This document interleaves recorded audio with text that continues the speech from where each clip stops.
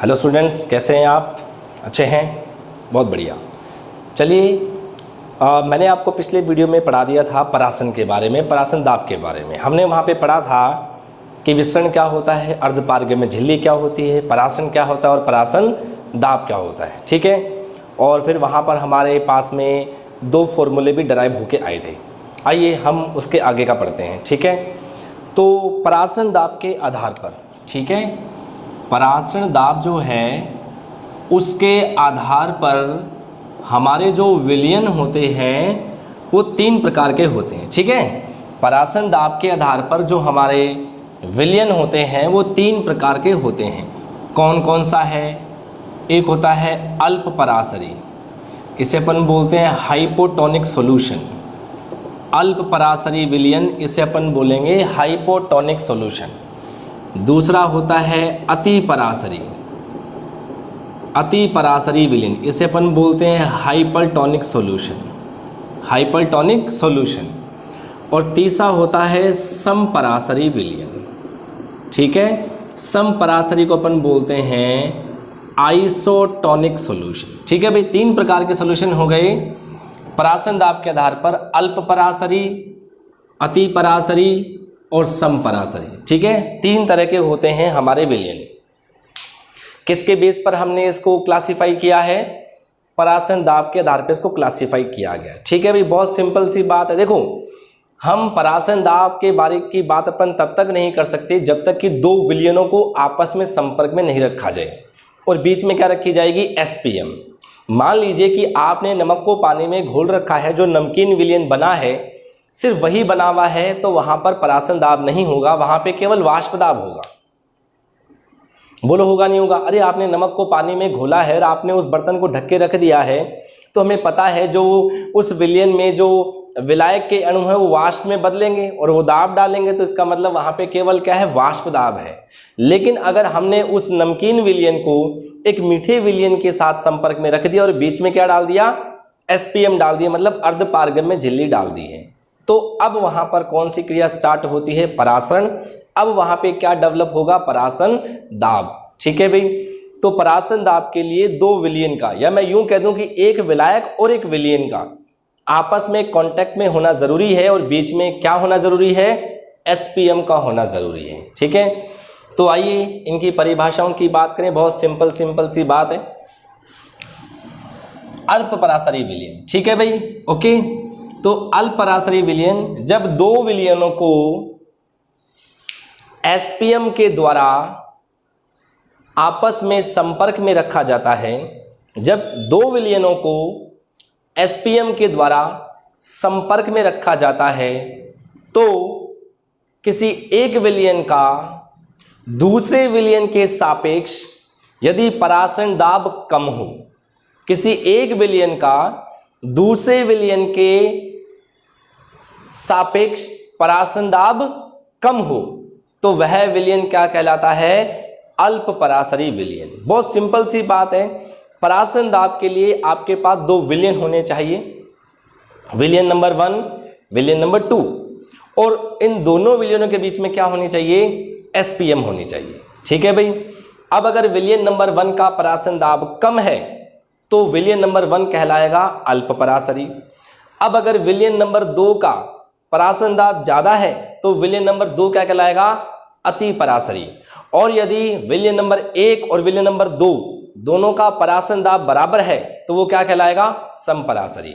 यानी यदि किन्हीं दो विलयनों को एसपीएम के द्वारा संपर्क में रखा जाता है, तो जिस विलयन का परासन दाब दूसरे विलयन के सापेक्ष कम होता है, ठीक है भाई, क्या होना चाहिए? जो आपका जो पाई है, अगर ये परासन दाब क्या है? कम है। ठीक है। किसके सापेक्ष? दूसरे विलयन के सापेक्ष, दूसरे विलयन के सापेक्ष। ठीक है भाई। एक पहले विलयन का या किसी एक विलयन का परासन दाब एक दूसरे विलयन के सापेक्ष अगर कम है तो वह क्या कहलाता है? आपका अल्प परासरी विलयन कहलाता है। बात सही है। इस प्रकार के विलयन में कौन सी घटना होती है? अंतः परासन। कौन सी घटना होती है? अंतः परासन की घटना होती है। एंडो ऑस्मोसिस होता है। ठीक है। यानी इस प्रकार के विलयन के अंदर में विलायक के अणु आना स्टार्ट हो जाएंगे। ठीक है भाई, उस विलयन के अंदर में विलायक की मात्रा बढ़ना स्टार्ट हो जाती है। बहुत सिंपल सा एग्जाम्पल है, अगर आपने किशमिश को पानी में डाल दिया है, किशमिश को क्या कर दिया है, पानी में डाल दिया गया है, तो जो किशमिश के अंदर का जो विलयन है, आगे बात समझ में, अगर जो किशमिश है उसके अंदर का जो विलयन है उसका परासन दाब कम होगा, किसके सापेक्ष, बाहर के विलायक के सापेक्ष। तो अब क्या होगा, उसके अंदर में क्या आना स्टार्ट हो जाएगा, पानी आना स्टार्ट हो जाएगा, और किशमिश क्या हो जाएगी, फूलनी स्टार्ट हो जाएगी। पानी अंदर आया है ना, विलायक अंदर आया है ना, तो उस घटना को अपन क्या बोलते हैं, अंतः परासन बोलते हैं। आगे बात समझ में, यानी जो अल्प पराशरी विलयन होता है उसमें कौन सी घटना होती है, अंतः परासन की घटना होती है। ठीक है, इसको मैं यूं भी कह सकता हूं कि इसमें फिर क्या हो जाती है, कोशिका फूल जाती है। ठीक है भाई, कोशिका इसमें फूल जाती है। अपन कोशिका की बात करते हैं। ठीक है, अति पराशरी, यदि परासन दाब का मान क्या है, ज़्यादा है, अगर पाई क्या है, अधिक है, कब, दूसरे विलयन के सापेक्ष, तो वह विलयन क्या कहलाएगा, अति पराशरी। ठीक है, इस प्रकार के विलयन में कौन सी घटना होगी, बाह्य परासन की घटना होगी। ठीक है भाई, इसे अपन क्या बोलेंगे, एक्सोस्मोसिस, यानी कि अब की बार उस कोशिका के अंदर में से जो विलायक के अणु है वो बाहर निकलना स्टार्ट हो जाएंगे। जैसे मैं यूं कह दूं कि मैंने क्या किया, एक अंगूर को नमकीन पानी में डाल दिया, तो जो नमकीन पानी वो बहुत ज़्यादा सांद्र है, यानी जो पानी में नमक घोल रखा है वो बहुत ज़्यादा मात्रा में है। तो अब क्या होगा, उस अंगूर के अंदर का जो परासन दाब है वो कम होगा, और परासन दाब ज़्यादा कहाँ होगा, बाहर की तरफ में जहाँ पे आपने नमक घोल रखा है। तब तो कौन सी घटना स्टार्ट हो जाएगी, बाह्य परासन स्टार्ट हो जाएगी। कहने का मतलब है अंगूर में से विलायक के अणु कहाँ जाना स्टार्ट हो जाएंगे, उस नमकीन विलयन जाना स्टार्ट हो जाएंगे, और अंगूर क्या हो जाएगा, पिचक जाएगा। इसका मतलब जब बाह्य परासन होता है तो कोशिका क्या हो जाती है, पिचक जाती है।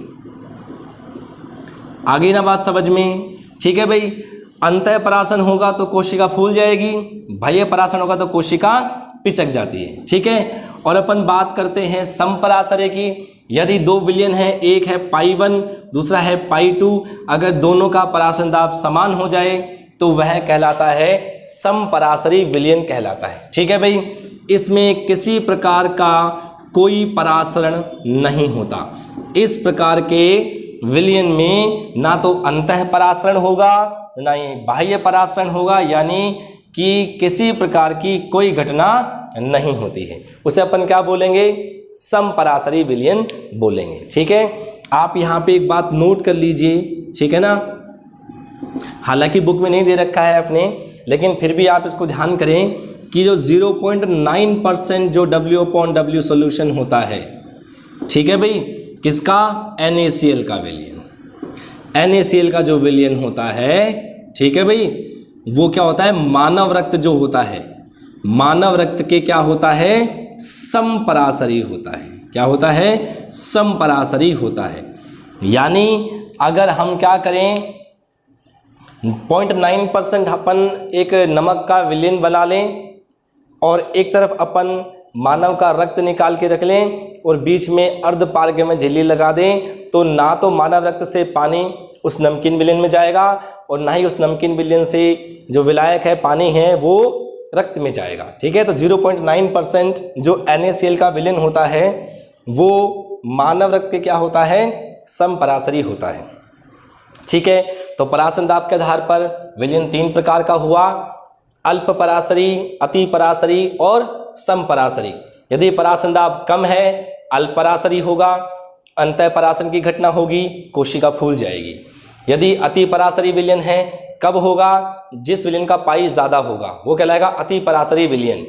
इस प्रकार के विलयन में बाह्य परासन की घटना होती है, इसमें कोशिका पिचक जाती है। ठीक है भाई, और समपराशरी, यदि दोनों विलयनों का परासन दाब एक दूसरे के सापेक्ष बराबर होता है तो वह विलयन समपराशरी कहलाएगा। इस प्रकार के विलयन में किसी प्रकार का कोई परासन नहीं होता। और नोट करने वाली बात है कि 0.9% जो NaCl का जलीय विलयन होता है वो मानव रक्त के साथ में क्या होता है, आपका समपराशरी होता है। ठीक है भाई, तो ये आपका परासन था। अब हम इसके थोड़ा आगे बढ़ते हैं।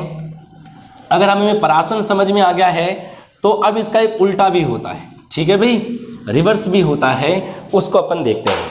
उसको अपन बोलते हैं व्युत्क्रम परासन। क्या बोलते हैं उसको अपन? व्युत्क्रम परासन। ठीक है, इसका एक और नाम है, इसी को अपन क्या बोलते हैं? प्रतिलोम परासन। क्या बोलते हैं इसको? प्रतिलोम परासन। इसको अपन क्या बोलते हैं? व्युत्क्रम का मतलब होता है रिवर्स और परासन का मतलब होता है ऑस्मोसिस। ठीक है, अगर इसको शॉर्ट में कहें तो बोलते हैं आरओ। क्या बोलते हैं? आरओ। तो अपने घरों में जो आरओ लगा हुआ होता है वो ये वाली घटना होती है, व्युत्क्रम परासन वाली घटना होती है। ठीक है, आइए परासन समझ में अगर अपने को आ गया है तो ये बहुत सिंपल चीज़ है। ठीक है, आइए देखिए, मैंने वापस से एक ऐसा पात्र लिया है। ठीक है, बीचों बीच क्या लगा दिए अपन ने? एसपीएम लगा दिया है, यानी अर्धपारगम्य में झिल्ली लगा दी है। बात सही है। यहाँ पे क्या है? शुद्ध विलायक है। यहाँ पे क्या है? शुद्ध विलायक है। यहाँ पे क्या है? विलयन है। आगे बात समझ में, यहाँ पे क्या है? विलयन है। ठीक है, अब देखिए। ठीक है, अब यहाँ देखिए आप, अभी अपन ने कुछ नहीं किया, एक तरफ शुद्ध पानी है, एक तरफ में विलयन है और बीच में क्या है? एसपीएम। अब अगर अपन इसको कुछ समय के लिए छोड़ दें, अब अगर अपन इसको क्या करें? कुछ समय के लिए छोड़ दें तो क्या होगा? परासन की क्रिया होगी और परासन की क्रिया में क्या होगा? विलायक कणों यहां से निकल के इधर आना स्टार्ट हो जाएंगे। भाई ये तो होता परासन। किसे कहते हैं परासन? विलायक के अणुओं का अपनी अधिक सांद्रता से कम सांद्रता की ओर एसपीएम से होकर गुजरने की क्रिया क्या कहलाएगी? परासन कहलाएगी। लेकिन हमें क्या करना है? यहां से विलायक कणों को यहां नहीं जाने देना है, यानी हमें क्या करना पड़ेगा? कुछ ना कुछ दाब लगाना होगा और उस दाब को अपन क्या बोलते हैं? पाई। इसे अपन क्या बोलेंगे? परासन दाब। अपन नहीं तो पढ़ा था परासन दाब? किसे बोलते थे अपन परासन दाब? किसी विलयन पर आरोपित वह दाब जिससे विलायक के अणु एसपीएम से होकर उस विलयन में ना आ सके। यानी हमें कुल मिला के परासन की घटना को रोकना है और परासन की घटना को रोकने के लिए हम विलयन पर जो दाब लगाते हैं उसको अपन क्या बोलते हैं? परासन दाब कहते हैं। बात सही है। लेकिन अब हम क्या कर रहे हैं कि इस परासन दाब से भी एक अधिक दाब लगा रहे हैं। हम क्या कर रहे हैं? हमने इस विलयन पर जो अपन ने परासन दाब लगाया था उससे भी अधिक दाब लगा देते हैं। तो अब क्या होगा? अब इस विलयन में जो विलायक के अणु होंगे वो अर्धपारगम्य झिल्ली से होकर शुद्ध विलायक में आने लगेंगे, यानी हमने परासन की क्रिया को उल्टा कर दिया।